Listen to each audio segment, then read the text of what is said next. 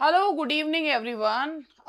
जैसा कि आप देख सकते हैं मेरे पीछे जीआईसी लेक्चरर के लिए 30 मोस्ट इम्पॉर्टेंट एमसीक्यूज हैं लिटरेरी क्रिटिसिज्म और मॉडर्न थ्योरी के ऊपर। और ये वो क्वेश्चंस हैं जो जीआईसी लेक्चरर के उसमें दे रखे हैं, मतलब जीआईसी लेक्चरर में ये टॉपिक्स दिए हुए हैं, literary theory and criticism, post modernism and all. लेकिन ये क्वेश्चंस ऐसे हैं कि अगर मैं इनको सिर्फ आपको एमसीक्यूज के माध्यम से करा दूं तो you will not be able to understand कि what the question is about and what is the answer of that, and you may not be able to recall these answers if these questions come in the examination. यही होता है कि अगर MCQs को के माध्यम से आप स्टूडेंट्स को, अगर उन्हें कुछ भी एबीसी भी नहीं पता है ना, तो they will not be able to recall those MCQs in the examination. वहां तो आती हुई चीज भूल जाते हैं। तो चलिए मैं अब आप लोगों को यहाँ पर ये बताना चाहूंगी, और मैं एक चीज आप लोगों को है, देखो भाई, कल मैंने एक वीडियो शॉर्ट बनाया था और जिसमें मैंने ये बताया था कि मैं जो है यूट्यूब के मैं अपने पर्सनली 1 to 1 जो है स्टूडेंट्स को यूपी पीजीटी के इंटरव्यू के लिए उनको तैयार कर रही हूँ, जिसके लिए मैंने एक व्हाट्सएप लिंक दिया था। तो अब मैं आप लोगों को सिर्फ ये बताना चाह रही हूँ, मैं कुछ नहीं कह रही, मैं ये नहीं कह रही आओ आओ ज्वाइन करो, वो अब बंद हो गया है लिंक। क्योंकि जितने मैं लोगों को टाइम दे सकती थी उतनों को मैंने जो है उस पर, वो लोग जुड़ गए हैं। फर्स्ट कम फर्स्ट से सब का रूल अप्लाई होता है, तो जितने लोगों को हम लोग सब मैं टाइम दे सकती थी, जैसे आज मैंने 10 लोगों का मॉक इंटरव्यू में उनसे बुलवाया, तो इसी तरीके से इंटरव्यू के टिप्स एंड ट्रिक्स बताने के लिए अब वो लिंक काम नहीं कर रहा है। तो बेहतर ये रहेगा कि आप उस पर क्लिक ना करें, ठीक है? अगर कर रहे थे तो इंटरव्यू के लिए अब ये मेरा अपना पर्सनल एक, वो मेरा एक पर्सनल इनिशिएटिव है कि मैं बिना एक भी पैसा लिए, जो लोग मुझे जानते भी नहीं है, मेरठ के भी हैं मगर मुझे जानते भी नहीं है, और जो है बट समहाउ वो वीडियो उन्होंने देखा और जुड़ गए हैं, और कुछ मेरे उसमें मेरे भी स्टूडेंट्स हैं उसमें, तो वो जुड़ गए हैं इंटरव्यू के लिए, इंटरव्यू की तैयारी के लिए। आपको मैं बता दूं कि मैं इंटरव्यू की तैयारी करा रही हूँ यूपी पीजीटी के इंटरव्यू की। मुझे पता है मेरी बात को सुन नहीं रहा, मैं बोलने जा रही हूँ, चलो ये तो देख लो। 30 एमसीक्यूज है, मोस्ट इंपॉर्टेंट एमसीक्यूज है, ऐसा मुझे लगता है। आजकल तो पता नहीं क्या आ जाता है, literary criticism and modern theory पर है। क्वेश्चन को करवाते समय एक एक बात आपको समझाऊंगी, और फिर बाद में जब हो जाए तो कमेंट में बताइएगा जरूर कि आपको मेरी बात समझ में आई या नहीं आई। आ गई तो बहुत अच्छा, नहीं आई तो पहले ही माफी मांग लेती हूँ कि भाई मैं आपको समझा नहीं पाई लेकिन ये क्वेश्चंस ऐसे हैं जिन्हें समझाना बहुत जरूरी है। देखो ये लिटरेरी क्रिटिसिज्म है जिसमें सोक्रेटिस एंड ऑल दैट वो हैं। तो पहला क्वेश्चन पढ़िए आप लोग, फिर उसके बाद इसका जवाब वगैरह मैं आप लोगों को दूंगी। तो पहले क्वेश्चन पढ़िए, क्वेश्चन क्या है देखिए जरा। क्वेश्चन क्वेश्चन ये है कि which Socratic concept involves a process of asking. मैं थोड़ा सा आप लोगों को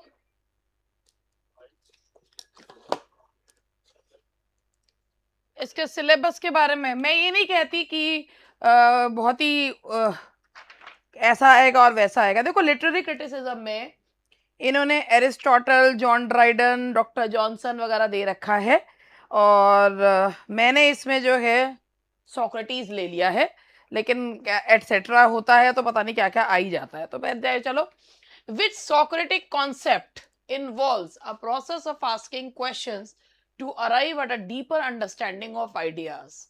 Dialectic inquiry, Elenchus, ignorance and wisdom या Ian। तो ये पहले क्वेश्चन समझिएगा, कौन सा सोक्रेटिक कॉन्सेप्ट है जो asking questions to arrive at a deeper understanding. ये इसका सही आंसर है, दैट इज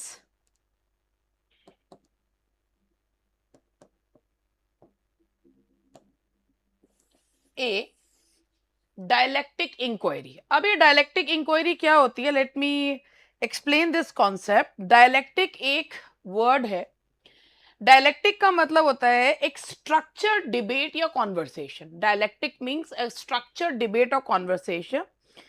एक व्यक्ति लेक्चर दे रहा है, दूसरा व्यक्ति सुन रहा है, नहीं। डायलेक्टिक का मतलब होता है स्ट्रक्चर डिबेट और कॉन्वर्सेशन, जहां पे दो व्यक्ति बात करते हैं। एक दूसरे के assumption के बारे में बात करते हैं और दोनों मिलकर जो है वो सच्चाई ढूंढने का प्रयास करते हैं. That is known as dialectic inquiry. Dialectic inquiry is a structured conversation where two people talk and they together they try to find out the truth. So this is we call, and they question each other's assumption as well. तो ये है dialectic inquiry. पहला question हो गया. The Socratic method used to reveal inconsistencies is in an interlocutor's belief is known as. The Socratic का एक method है. उस मेथड को क्या कहते हैं जिसमें इंटरलोक्यूटर के बिलीफ पर एक इनकंसिस्टेंसीज ढूंढने का प्रयास किया जाता है. आप देख रहे होंगे किस तरीके के क्वेश्चंस हैं. तो इसे कहा जाता है एलेंकस. एलेंकस इसका मानिए, एलेंकस का बारे में समझिए क्या होता है. एक क्रॉस एग्जामिनेशन. एलेंकस को मान लीजिए क्रॉस एग्जामिनेशन. ये लिटरली जो है क्रिटिसिज्म है. क्रॉस एग्जामिनेशन होता है. क्रॉस एग्जामिनेशन, मुझे पता है बहुत सारे लोग तो ये क्वेश्चन देखकर ही भग जाएंगे, मगर आजकल हो क्या रहा है कुछ नहीं पता. Out of the box question कहां से क्या आ रहे हैं, लेकिन इसमें तो ये चीज दे रखी है, ऐड करी है. क्रॉस एग्जामिनेशन पार्ट होता है सोक्रेटिक मेथड का. एक चीज मानिए, जैसे एक पुलिस वाला है या एक डिटेक्टिव है और वो जो सस्पेक्ट है ना उस पर लगातार उसे क्वेश्चन करे ही जा रहा है, करे ही जा रहा है, जब तक जो सस्पेक्ट है ना वो पूरी तरीके से टूट नहीं जाता. ठीक है, उसको कहते हैं एलेंकस. तो सोक्रेटिस कहता है कि लगातार क्वेश्चन पूछते रहो पूछते रहो पूछते रहो जब तक जो सामने वाला है वो खुद ही ये ना समझ जाए कि मेरे जो बिलीव्स है ना, वो मेरे जो मैं जो विश्वास करता हूं जिन चीजों पर, वो कोई लॉजिकल सेंस नहीं बनाते. इसे कहते हैं कि when someone believe that whatever I am saying, whatever I believe that is true. But ये सोक्रेटिक मेथड है एलेंकस जो ये कहता है तब तक इससे क्वेश्चन करो जब तक दूसरे को शक ना पैदा हो जाए. हाँ हाँ, जो मैं ये मान रहा हूं ये वाकई में ये सच है भी या नहीं है. तो वो उसे कहते हैं एलेंकस. Socrates famously claimed that the starting point for his investigation was that is the acknowledgement of his own ignorance. Socrates का ये मानना था कि यदि हम, ये बहुत बढ़िया वो कॉन्सेप्ट है. सोक्रेटिस का ये मानना था कि अगर आप अपने दिमाग को एक भरे हुए कटोरे की तरह मानेंगे तो भरे हुए कटोरे में आप कोई भी चीज जो है वो उसको दोबारा से नहीं डाल सकते. But the moment you go with an empty bowl तो obviously you are there to fill that bowl. कहते हैं ना कि एक if you want to learn something to stay hungry stay foolish, कुछ सीखना चाहते हैं तो आपको मूर्ख बने रहना होगा. अगर आपने जिस दिन ये सोच लिया आई नो एवरीथिंग, मुझसे बड़ा तो कोई होशियार इंसान ही नहीं है, उस दिन ही ना आपका डाउनफॉल स्टार्ट हो जाता है. That's what I believe. ऐसा जो जरूरी नहीं है लोग मानते हैं, लेकिन सोक्रेटिस जैसा व्यक्ति भी ये कहता था I know that I know nothing. मुझे पता है कि मुझे कुछ नहीं आता है. ठीक है, तो उनका ये मानना था कि if you believe that you know each and everything, you can't learn anything. And if you believe that yes, there are so many things that I am ignorant of, तो obviously आप उसे जानते हैं. और इसे कहते हैं the acknowledgement of his own ignorance.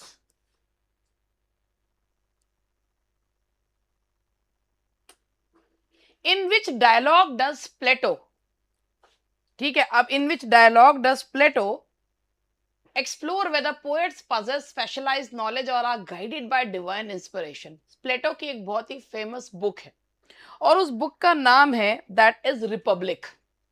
प्लेटो की एक बहुत ही फेमस बुक है, क्रिटिसिज्म है ये सारा, एंड दैट इज रिपब्लिक. प्लेटो उसमें ये कहते हैं कि ये जो बुक है ना रिपब्लिक, इसमें प्लेटो का आइडिया देते हैं to build a perfect society. वो ये कहते हैं, प्लेटो कहते हैं अगर if we have to construct a perfect society, we should turn out we should kick poets and storytellers out of this ideal city. उनका ये मानना था कि यदि हमें किसी सोसाइटी को परफेक्ट बनाना है तो सबसे पहले लात मार के भगाओ पोएट्स को और स्टोरी टेलर्स को. क्योंकि उनका ये मानना था कि आर्ट जो है ना, art is a mother of lies. Art झूठ बोलती है और लोगों के अंदर डेंजरस इमोशंस पैदा करती है और लोगों को लॉजिक एंड ट्रुथ से दूर भगाती है। तो ये प्लेटो का मानना था। In which dialogue does Plato explore with the poets, तो इन विच वर्क, तो ये है, ये आपका इसका इन विच, एक मिनट, एक सेकंड, इन विच डायलॉग, ये तो रिपब्लिक,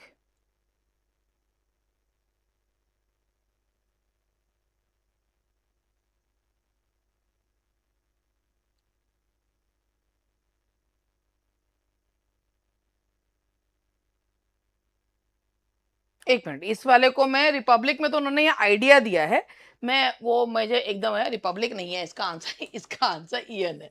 वही मैं देख रही थी, मैंने कहा रिपब्लिक तो बुक का डायलॉग पूछा जा रहा है। तो ईएन जो है ये एक, ईएन जो है ये एक डायलॉग का नाम है। ईएन जो है डायलॉग है, मैं इसको समझा देती हूँ। रिपब्लिक तो इनका बुक का नाम है। देखिए, प्लेटो कहते हैं कि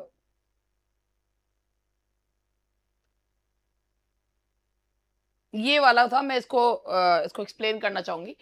एक प्लेटो जो है ना, एक बात कहते हैं, whether poet possesses specialise knowledge और गाइडेड बाय डिवाइन, ईयन में बोलते हैं।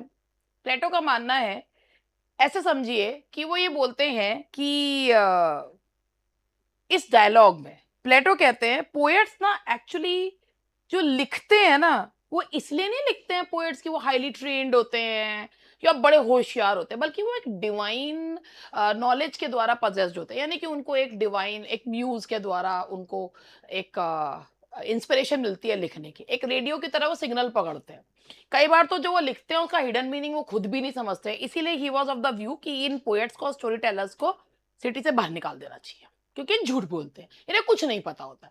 तो जो डायलॉग प्लेटो ने बोला है वो इयन है, और उसमें वो ये कहते हैं कि ये जो पोएट्स होते हैं, they possess some divine inspiration, and out of that divine inspiration they write those things which they themselves are unable to understand.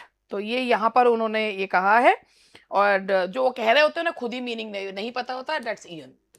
उसके बाद क्वेश्चन नंबर 5 है, Plato represents his ideas, ideal state के बारे में उन्होंने Republic में बताया है। और ये मैंने आपको बताया था कि प्लेटो सबसे ज्यादा जो नफरत करते थे वो स्टोरी टेलर्स और पोएट से करते थे, क्योंकि उनका ये मानना था कि ये लोग केवल झूठ बोलते हैं and they should be kicked out from this ideal society, because these people right only lies. They stirred danger. They stir through their works. They stir dangerous emotion. So they should be kicked out. इनको बाहर फेंक देना चाहिए। किनको? Poets और storytellers को। The Platonic dialogue Phaedrus primarily discuss है।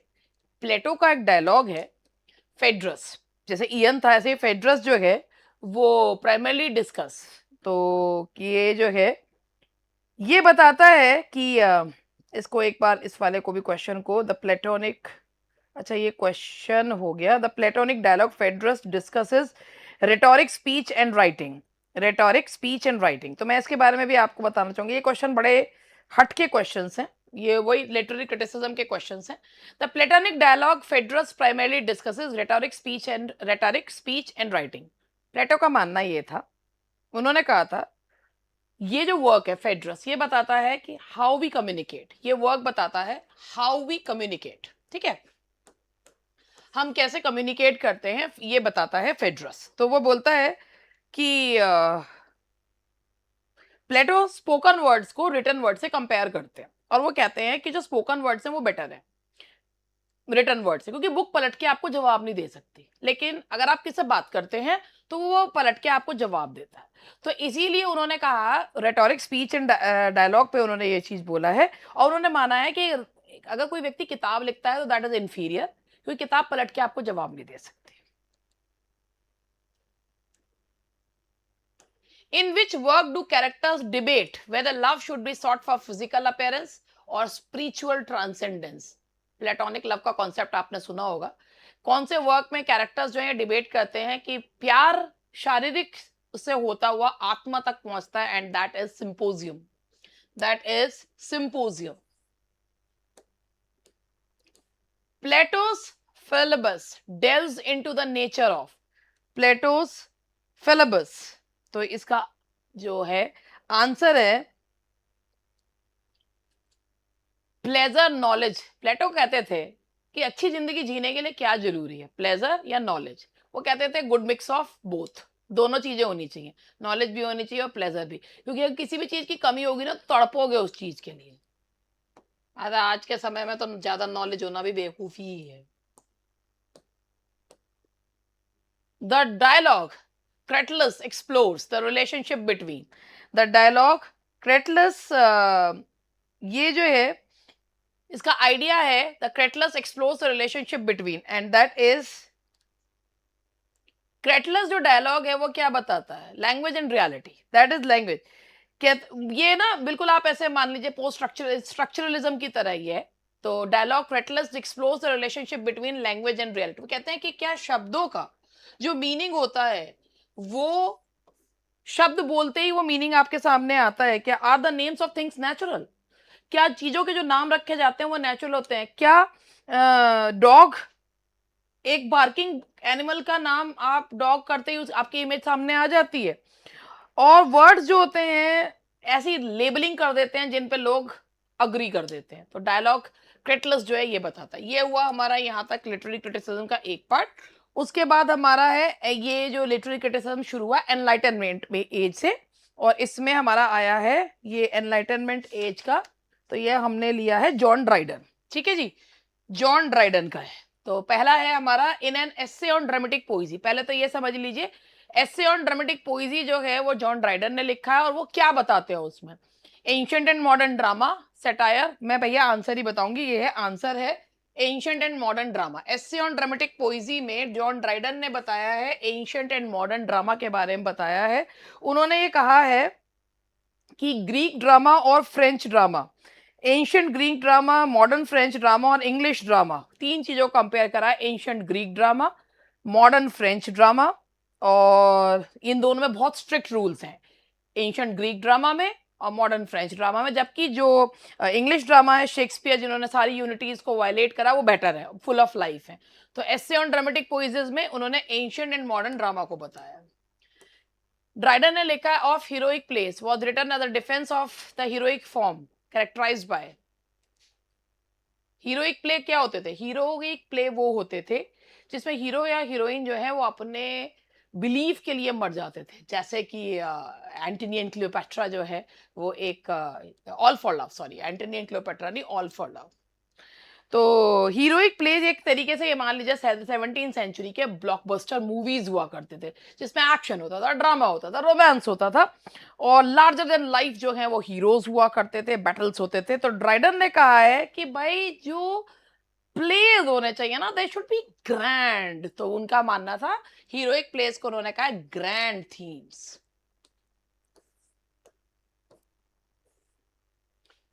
In defense of epilogue, Dryden asserts that epilogue serve as an upper। epilogue क्या होते हैं? एक होते हैं प्रोलोग, एक होते हैं एपिलोग। तो क्या प्रो मीन्स होता है पहले, तो प्ले शुरू होने से पहले जो डायलॉग्स होते हैं उसे प्रोलोग कहते हैं। एपिलोग उपसंहार जिसे कहते हैं। तो एपिलोग्स क्यों बोले जाते थे? तो वो कहते थे एपिलोग्स बोले जाते to connect with the audience, to connect with the audience, audience के साथ कनेक्ट रहने के लिए, ऑडियंस एक to break the fourth wall, to connect with the audience. ठीक है जी। अगर मैंने एक वर्ड बोला, एक इडियम होता है to break the fourth wall. अगर if you understand this meaning, आप लोगों ने कई बार मूवीज वगैरह भी देखी होंगी जिसमें आपने उन्हें कैरेक्टर्स को देखा होगा। एक मुझे एक मूवी याद आ रही है, कादर खान के इधर आओ, और वो जो है वो ऑडियंस से बात करता था। तो वो जो है ना उसको ब्रेकिंग द फोर्थ वॉल कहते हैं, कि जब जो कैरेक्टर होता है ना वो सीधा कैमरे की तरफ देखता है और जो है वो ऑडियंस से बात करता है। ठीक है, तो उसको जो है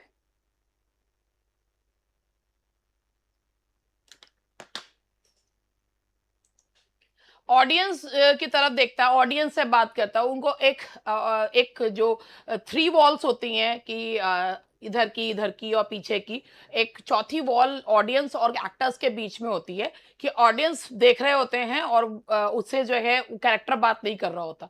लेकिन जब कैरेक्टर जो होता है ना वो ऑडियंस से बात करता है, जैसे वो कादर खान का डायलॉग ना, इधर आओ, और वो जो है कैमरे को अपने पास बुलाता है और उसके बाद जो है ना वो डायलॉग बोलता है और वो ना ऑडियंस से बोलता है। तो this is we call breaking the fourth wall. तो इन डिफेंस ऑफ एपिलॉग में ड्राइडन ये कहते हैं कि एपिलॉग क्यों बोला जाता है। जैसे आप याद करिए कि जैसे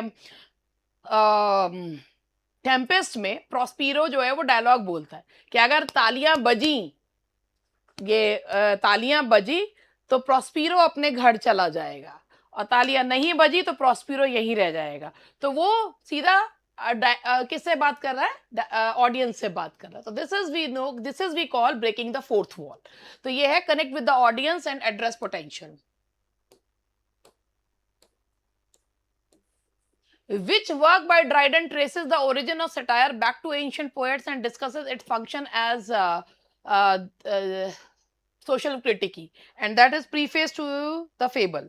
That 13 का है discourse concerning satire. Discourse concerning the original and progress of satire. Discourse कहाँ गया, कंसर्निंग। कौन सा ड्राइडन का वर्क है जिसमें सटायर बताया गया है कि पहले से सटायर यूज किया जाता है, discourse concerning the original and progress of satire. और इसमें यह बताया गया है कि सटायर का पर्पस होता है to address the vices and to follies of people, just to rectify those vices and follies. It is not for personal attack. Dryden's preface to the fables 1700 में presents his views on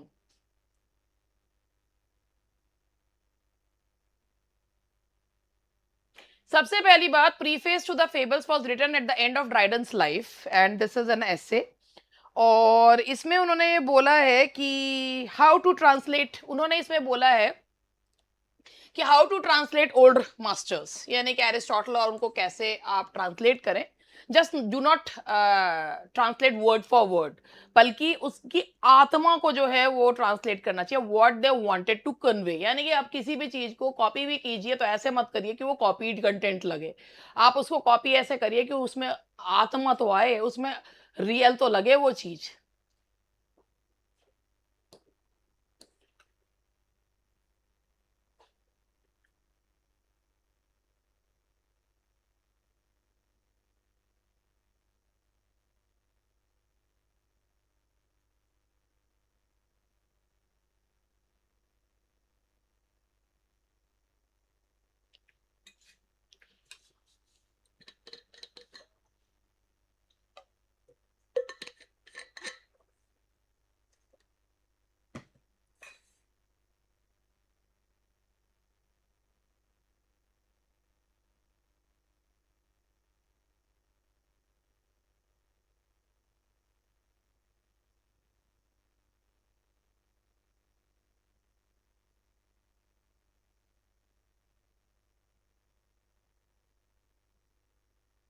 चलिए आगे बढ़ते हैं।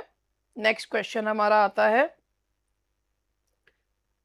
According to Alexander Pope in an essay on criticism, critic should, देखिए इसमें इनके आगे इनके डेट्स भी दिया हुआ है कि अलेक्जेंडर पोप ने एसे ऑन क्रिटिसिज्म में क्रिटिक्स को क्या जो है वो करना चाहिए, avoid extreme opinions and assess works as a whole. तो उनका ये मानना था कि अलेक्जेंडर पोप ने ये ना जो पोयम लिखी है, ये पोयम है, essay on criticism is a poem. Essay से इस पे कंफ्यूज मत होइएगा, essay on criticism is a poem. और उसमें वो ये कहते हैं कि एक क्रिटिक्स को वो ये कहते हैं कि एक क्रिटिक को कभी भी ना छोटी सी गलती पे जूम इन नहीं करना चाहिए। ठीक है, एक क्रिटिक को छोटी सी गलती पे जूम इन नहीं करना चाहिए, बल्कि ओवरऑल जो है वो चीजों को करना चाहिए और कोशिश करनी चाहिए कि एक्सट्रीम ओपिनियन से बचना चाहिए। तो essay on criticism is a book length poem in which Alexander Pope advise the critics कि not to zoom in one silly point, rather focus on the work as a whole. तो ये उन्होंने essay on criticism में critics को एक advice जो है वो दी है। आप देख सकते हैं क्वेश्चंस जो हैं वो बहुत अच्छे लेवल के हैं। ऐसा नहीं है मेरे पास क्वेश्चंस की कमी है या किताबें नहीं है या मैं पढ़ती रही हूँ। बात ये होती है कि जब सिलेबस में कुछ चीजें दे रखी होती है तो पढ़ाया जाता है। अब इसमें दे रखा है लिटरेरी क्रिटिसिज्म है, यही सेम सिलेबस जो है वो टीजीटी में भी होता तो वो तब भी पढ़ाया जाता। पोप्स मॉक एपिक द डंसियार्ड, अब देख रहे हैं इसमें इसके आगे वो भी दिया हुआ है। तो पोप का जो मॉक एपिक है डंसियार्ड,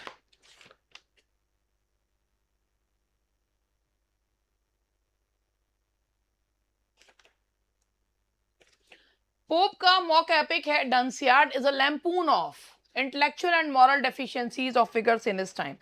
तो डंसियार्ड जो है एक हिलेरियस बुक है और इसमें उन्होंने मॉक हीरोइक स्टाइल में लिखा है। जितने भी बैड राइटर्स थे उनको उन्होंने डंसियार्ड का पुत्र जो है वो माना है। तो intellectual and moral deficiencies. Alexander Pope's An Essay on Man is a philosophical poem divided into Essay on Man भी उनकी पोएम है जो एपिस्टल्स में यानी कि चार जो है भाग में बटी हुई है and that is B. The answer is B, 4 epistles में है, 4 एसेज में बटी हुई है।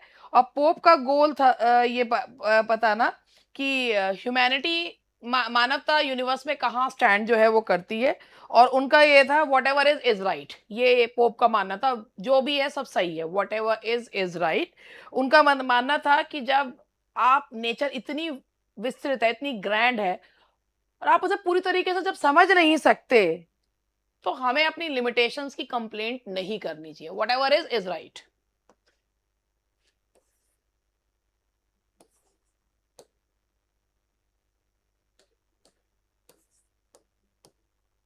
इन the preface to the dictionary Samuel Johnson discusses, Samuel Johnson क्या डिस्कस करते हैं, बहुत ही फेमस जो है उन्होंने डिक्शनरी जो है वो लिखी है। And in that preface what does he, तो डॉक्टर जॉनसन भी आ गए हैं, Samuel Johnson.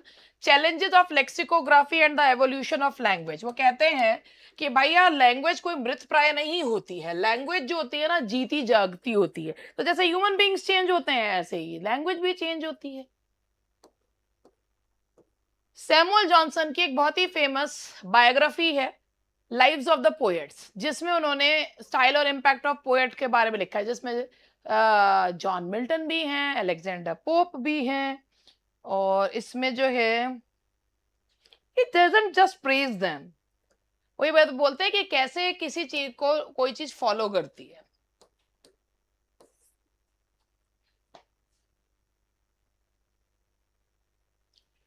Next question is, Thomas Hobbes का एक बहुत ही फेमस वर्क है Leviathan, explores the nature of society and authority through the concept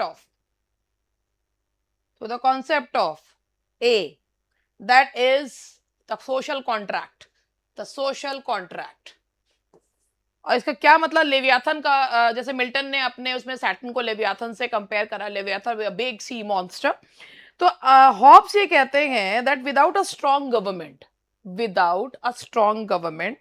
human life would be solitary, poor and nasty. Without a strong government, human life would be poor, nasty and solitary. And देखो कितनी बढ़िया line Hobbs ने Leviathan में कही है कि without a strong government people live solitary, poor, nasty, brutish and short. So he means to say to survive, people give themselves to social contract. It means because they want social security and law, they surrender their freedom. That's what it means. सामान्य शब्दों में कहूं तो Hobbs ने कहा है कि अगर आपकी गवर्नमेंट स्ट्रांग नहीं है तो वो व्यक्ति, वो वहां की जो जनता है उस देश की, वो अकेली, कम आयु वाली, गरीब और गंदी होगी और ब्रूटिश होगी। इसीलिए लोग जो हैं जब एक स्ट्रॉन्ग रूलर को अपनी आजादी दे देते हैं बदले में सोशल सिक्योरिटी और लॉ खरीदने के लिए, क्या बेहतरीन बात कही है। तो ये है द सोशल कॉन्ट्रैक्ट। तो 21 पे चलते हैं।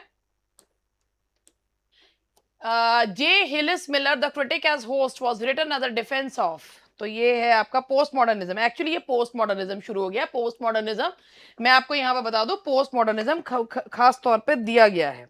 पोस्ट मॉडर्निज्म इसमें आपके है literary terms and literary movement में पोस्ट मॉडर्निज्म, और ये पोस्ट मॉडर्निज्म के क्वेश्चन है जो ये 10 क्वेश्चन है। तो यहाँ पर है J Hillis Miller the critic as host was written as a defence of, तो ये लिखा गया था as a defence of deconstructionist thought. Deconstructionist thought, अभी क्या है इसका मतलब मैं आपको बता देती हूँ। डीकंस्ट्रक्शन थ्योरी ये कहती है एक टेक्स्ट के मल्टीपल मीनिंग्स होते हैं, एक टेक्स्ट के मल्टीपल मीनिंग्स होते हैं, और ट्रेडिशनल क्रिटिक्स कहते हैं जो डीकंस्ट्रक्शन है ना वो लिटरेचर को डिस्ट्रॉय कर रहा है। तो जे हिलिस मिलर ने कहा था कि क्रिटिक और टेक्स्ट जो होते हैं ना होस्ट एंड गेस्ट होते हैं, क्रिटिक और टेक्स्ट होस्ट एंड गेस्ट होते हैं, दोनों को एक दूसरे की आवश्यकता होती है। तो डीकंस्ट्रक्शनिस्ट ये मानते हैं कि भाई एक टेक्स्ट के मल्टीपल मीनिंग्स होते हैं, और जो डीकंस्ट्रक्शन के अगेंस्ट है वो ये मानते हैं कि ये लोग जो हैं वो लिटरेचर को डिस्ट्रॉय कर रहे हैं। तो जे हिलिस मिलर ने क्या कहा कि जो टेक्स्ट है वो गेस्ट होता है और जो क्रिटिक होता है वो होस्ट होता है, और दोनों एक दूसरे के बिना एग्जिस्ट नहीं कर सकते। ये आपका पोस्ट मॉडर्निज्म है। Which movement emerged in the mid to late 20th century as a reaction against the assumptions of modernism? And that is postmodernism. Postmodernism आया था reaction against modernism. Frederick Jameson, the prison house of language, engages with which such theories? And that is, देखो Frederick Jamieson क्या कहते हैं? Frederick Jamieson का मानना है कि जो लिटरेचर होता है ना वो एक मशीन की तरह, एक क्लोज्ड मशीन की तरह, जिसमें स्ट्रक्चर्स होते हैं, फॉर्मल स्ट्रक्चर्स होते हैं जिन्हें डिकोड किया जाता है। तो उनका ये मानना था कि जेमसन जो है वो कहते हैं कि जेमसन क्रिटिसाइज करते हैं स्ट्रक्चरलिज्म और फॉर्मलिज्म को। वो कहते हैं ये जो स्ट्रक्चरलिज्म और फॉर्मलिज्म ये थ्योरी है जो ये मानती है कि लिटरेचर एक क्लोज्ड मशीन की तरह है, जो कोड्स एंड स्ट्रक्चर्स से बना हुआ। लिटरेचर एक मशीन की तरह है जो कोड्स और स्ट्रक्चर्स की तरह बना। वो ये कहते हैं कि अगर हम लैंग्वेज के रूल्स ही पढ़ते रहेंगे, is are am plus verb की थर्ड फॉर्म है, या लैंग्वेज के रूल्स पढ़ते रहेंगे, तो हमने खुद को जो है ना एक लैंग्वेज के जेल में कैद कर लिया है और हम रियल वर्ल्ड को भूल जाते हैं। तो ये उन्होंने कहा है कि लैंग्वेज को एक केवल कोडिंग के लिए और उसके लिए मत समझिए, लिटरेचर को कोडिंग और उसके लिए मत समझिए। In the political unconscious Fredric Jameson applies which theory to literature? देखो भाई ये है पॉलिटिकल अनकॉन्शियस में Fredric Jameson applies which theory, and that is the political unconscious. The political unconscious में जो वर्क है उनका, उसमें फ्रेडरिक जेमसन जो थ्योरी को अप्लाई करते हैं that is Marxist theory. Marxist theory को बताया जेमसन अप्लाइज कौन सी? Marxist theory. ये सारा क्रिटिसिज्म है मार्क्सिस्ट थ्योरी को अप्लाई करते हैं। अब ये क्या है इसके बारे में देखिए। जेमसन मार्क्सिस्ट थ्योरी को अप्लाई करते हैं। मार्क्सिस्ट थ्योरी क्लास स्ट्रगल पर आधारित है, क्लास स्ट्रगल और इकोनॉमिक्स। तो वो ये कहते हैं जितने भी देशों का जो भी लिटरेचर है सबका एक सीक्रेट है, क्या? Unconsciously political agenda. जितने भी लिटरेचर जितने भी देश के हैं सबका एक ही एजेंडा है और वो है पॉलिटिकल एजेंडा। अगर एक सिंपल रोमांटिक नॉवल भी आप पढ़ोगे तो वो उस समय की इकोनॉमिक एंजाइटीज को बताता है, and that's completely true if you go through any book of literature. If you read, आपको कहते हैं ना literature is the mirror of society. If आप मिल्स एंड बून्स भी पढ़ते हैं तो वो आपको उस समय की जो है, जैसे ये मान के चलिए कि एक इकोनॉमिक एंजाइटी को बता देते हैं। जैसे आप आज के समय में लोग किताबें नहीं पढ़ के, अगर आप ये देखें ये ब्लिंग ऑनियन ऑल दैट देखते हैं तो वो उस इस समय के अगर आप ये देखते हैं, मैं नहीं देखती हूँ, अगर आप देखते हो तो, या आजकल आप देख रहे हो बहुत ज्यादा जो एक एक वर्ग उभर के आता है जो हर चीज को बहुत शो ऑफ करता है। तो ये मत मानिएगा कि ये यूं ही हो रहा है, एक्चुअली ये शो किया जाता है जस्ट टू शो कि we are better than others, we have, हम कर सकते हैं, हम तो इतना करते हैं, आप लोग क्यों नहीं कर सकते, दूसरों को इंफीरियर इन्फेरिटी का एहसास दिलाने के लिए किया जाता है। तो मार्क्सिस्ट थ्योरी क्या होती है? It focuses on class struggle and economics. तो फ्रेडरिक जेम्सन ये कहते हैं मार्क्सिस्ट थ्योरी कि मार्क्सिस्ट थ्योरी केवल इकोनॉमिक्स में नहीं होती है। Marxist theory, you can find Marxist theory in the literature of all the countries. Why? Even if you read a simple romantic novel, that novel also tells you the anxiety of that particular age, कि उस समय की क्या चीज थी। तो here Fredric Jameson applies Marxist theory.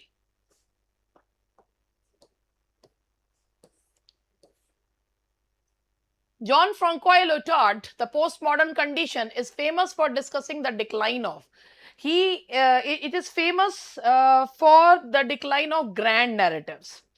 ल्योटार्ड जो है वो कहते हैं पोस्ट मॉडर्निज्म को, वो ये कहते हैं कि पोस्ट मॉडर्निस्ट जो राइटर्स है ना, बेसिकली वो मेटा नैरेटिव्स या ग्रैंड नैरेटिव्स को वो बिल्कुल धता बता देते हैं, ग्रैंड नैरेटिव्स को बिल्कुल अगेंस्ट हैं। जो पोस्ट मॉडर्निस्ट राइटर्स हैं, they are against meta narratives और grand narratives.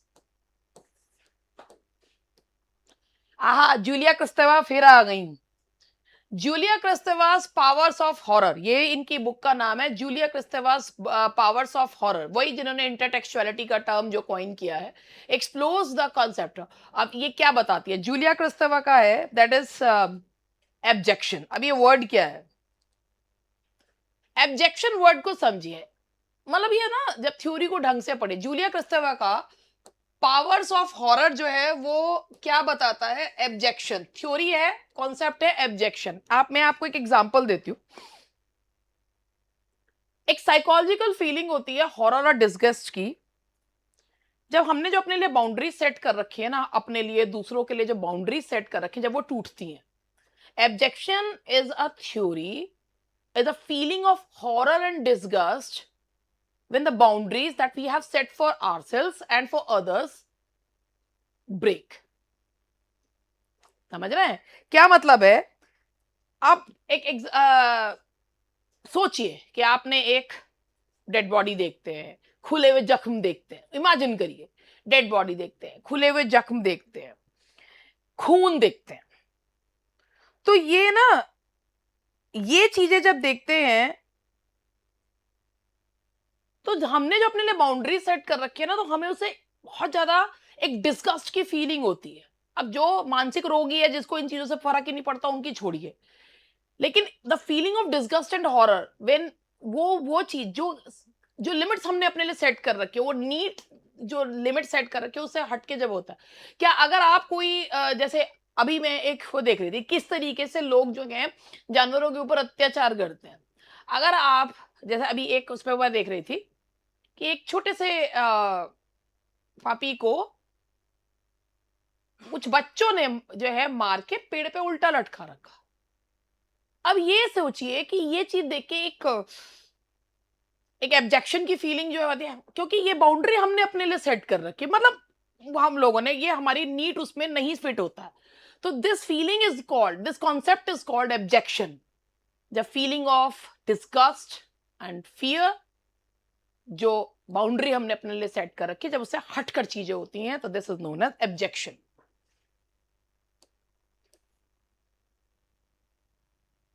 John Baudrillard's Simulacra and Simulation argues that current society has replaced reality with। बहुत बढ़िया है इसका, आप इसको सोचिए, ये मुझे बहुत बढ़िया लगता है। सिंबल्स एंड साइंस, पहले इसको बता दूं। जॉन बॉड्रिलार्ड कहते हैं कि आजकल इतना नकली हो गया है कि लोग असली को भूल गए।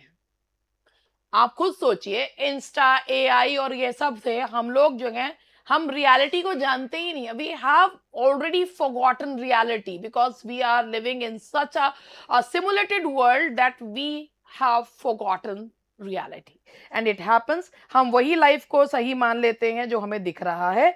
तो ये वो बॉड्रिलार्ड कहते हैं कि we live in a world of hyper reality.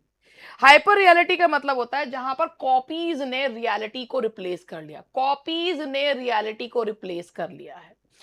आप इंस्टाग्राम फिल्टर्स को सोचिए, इंस्टाग्राम फिल्टर, हाय हाय हाय, क्या फिल्टर लगता है। इंस्टाग्राम फिल्टर्स देखिए, थीम पार्क्स देखिए, मीडिया स्पिन देखिए, आजकल कोई भी व्यक्ति फ़िल्टर लगाए बिना कोई वीडियो नहीं बनाता।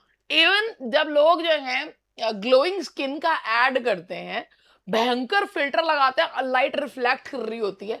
Nobody wants to see his or her real face, because copies जो हैं वो इतना ज़्यादा वो हावी हो चुकी हैं कि कॉपीज़ ने रियलिटी को ओवरपावर कर दिया है। तो we are living in a hyper real world and that is ये जॉन बॉडीलार्ड का सिमिल का है। ठीक है जी, ये हो गया। चलिए उसके बाद नेक्स्ट क्वेश्चन है, James S Frazer the golden bough explore the interconnection between magic, religion and ritual. ये जो वर्क है इसको टीएस इलियट ने अपने वेस्टलैंड में भी यूज किया है। तो वो कहते हैं कि जेम्स फ्रेजर का जो गोल्डन बो है वो इसमें ये बताते हैं कि एंशियंट मिथ्स, मैजिक और रिलीजियस रिचुअल्स जो हैं बहुत जगह जो एंशियंट मिथ्स और वो हैं वो थ्रू आउट द वर्ल्ड का वो सेम है। तो ये that's what he has explained in this book the golden book. Northrop Frye का anatomy of criticism identifies recurring archetypal pattern known as, इसका है एनाटॉमी ऑफ नॉर्थरॉप फ्राई का एक वर्क है एनाटॉमी ऑफ क्रिटिसिज्म, और उसमें एक उनका आर्कटाइप का मतलब होता है मुख्य टाइप। तो वो उसको कहते हैं मिथोई, मिथोई। और ये है मिथोई। और इसमें वो जो है मिठाई मिथोई जो है वो ये बोलते हैं, वो कहते हैं कि पूरे लिटरेचर को चार भाग में बांटा जा सकता है। पूरे लिटरेचर को सीजनल पैटर्न्स में बांटा जा सकता है। जब जिस लिटरेचर में स्प्रिंग हो वो comedy, birth, summer romance, autumn tragedy, winter irony या सेटायर। तो ये कहते हैं कि पूरा लिटरेचर चार भाग में बांटा जा सकता है। इसे मिथोय कहा जाएगा कहा है। तो जैसे मैंने अभी आपको बताया, spring comedy, summer romance, winter autumn, autumn is tragedy and winter is irony इसमें, तो mythoi. And the last question, Maud Bodkin का archetypal pattern in poetry explore psycho, इनका वर्क है आर्केटाइपल पैटर्न्स इन पोइट्री। ये question है, मैं बता रही क्रिटिसिज्म का क्वेश्चन है ये। Archetypal patterns in poetry explore psychological meaning from which perspective. ये जो है कार्ल यंग के उससे लिया है। और ये क्या है कार्ल यंग की ये थ्योरी है क्या, इसको मैं आपको बता देती हूँ। कार्ल यंग कहते हैं कि जितने भी ह्यूमन बीइंग्स हैं उनके अंदर एक कलेक्टिव अनकॉन्शियस होता है, एक शेयर्ड हार्ड ड्राइव होती है एंशियंट यूनिवर्सल सिंबल्स की, मदर, शैडो, हीरो। तो बॉटकिन कहती हैं, वो यंगियन पर्सपेक्टिव को कहती है कि कई बार कुछ पोएम्स हमें इतना डीपली इसलिए जो है वो छूती है क्योंकि वो जो हम अपने अंदर जो वो साइकोलॉजिकल सिंबल्स लेके चल रहे हैं ना, इसीलिए वो हमें इतना जो है वो छूती है। तो आप ये देखिए 30 क्वेश्चन में मैंने एक एक क्वेश्चन को एक्सप्लेन करा क्योंकि मुझे ये पता था, मतलब मेरा ये मानना था कि इन क्वेश्चंस को बिना एक्सप्लेन करे समझा नहीं जाता। अब मुझे पता है इस पर 2 व्यूज आए, 3 व्यूज आए, 4 व्यूज आए, मगर ये क्लास बहुत अच्छी है, आगे काम आएगी। ठीक है जी, that's all for today, bye bye.